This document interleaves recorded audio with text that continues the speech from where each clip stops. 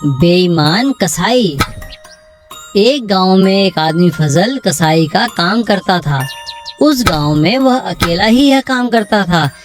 इसी वजह से जब किसी को भी चिकन या मटन चाहिए था वो फजल की ही दुकान पर आता था।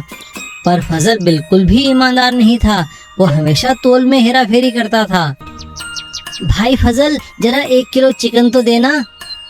हाँ हाँ, क्या बात है मदन भाई, आज बहुत खुश लग रहे हो। आज मैं 12वीं कक्षा में पास हुआ हूँ, इसीलिए माँ चिकन बनाएंगी। जैसे ही मदन का ध्यान बातों में लगा, फजल ने चिकन कम तोलकर फटाफट पैक कर दिया। इसी प्रकार वह सबको कम सामान देता था।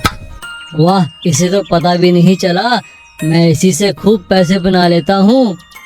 एक दिन फजल के पास एक सिपाही आया।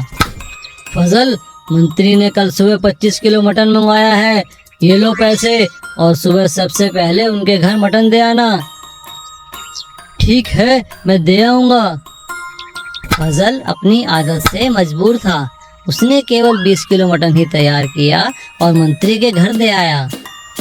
तुमने फजल से कितना मटन मंगवाया था? जी 25 किलो। तो फिर ये मटन कम कैसे पड़ा? पिछली बार जब मैंने दूसरे गांव से 25 किलो मटन मंगवाया था तब तो ज्यादा था। इस बार ऐसा क्या हुआ? लगता है बावर्ची ने मटन गायब किया है। बावर्ची को बुलाओ। जी हुजूर, कहिए। क्यों भाई, पिछली बार तो मटन बच गया था, और इस बार क्या हुआ? खाना कम क्यों पड़ा? क्या तुमने मटन गायब कर दिया? नहीं जनाब, मैंने तो सारा मटन बनाया था। जितना भी आया था मैंने बना दिया। मेरा उसमें कोई कसूर नहीं है। तो फिर ये जरूर फजल ने ही किया है। फजल को बुलाओ। और फजल वहाँ आता है। फजल, तुमने मेरे साथ बेईमानी की है, इसकी सजा तुम्हें जरूर मिलेगी। नहीं हुजूर, मुझे माफ कर दीजिए, मैं दोबारा ऐसा नहीं करूँगा। पर मंत्री ने फजल की एक ना सुनी और राजा को कहकर फजल को जेल में बंद करा दिया। सीख, बेईमानी का घड़ा कभी ना कभी तो फूटता ही है। बेईमान कसाई। एक गांव में एक आदमी फजल कसाई का काम करता था। उस गांव में वह अकेला ही यह काम करता था। इसी वजह से जब किसी को भी चिकन या मटन चाहिए था वो फजल की ही दुकान पर आता था। पर फजल बिल्कुल भी ईमानदार नहीं था। वो हमेशा तोल में हेरा फेरी करता था। भाई फजल, जरा 1 किलो चिकन तो देना। हाँ हाँ, क्या बात है मदन भाई, आज बहुत खुश लग रहे हो। आज मैं 12वीं कक्षा में पास हुआ हूँ, इसीलिए माँ चिकन बनाएंगी। जैसे ही मदन का ध्यान बातों में लगा, फजल ने चिकन कम तोलकर फटाफट पैक कर दिया।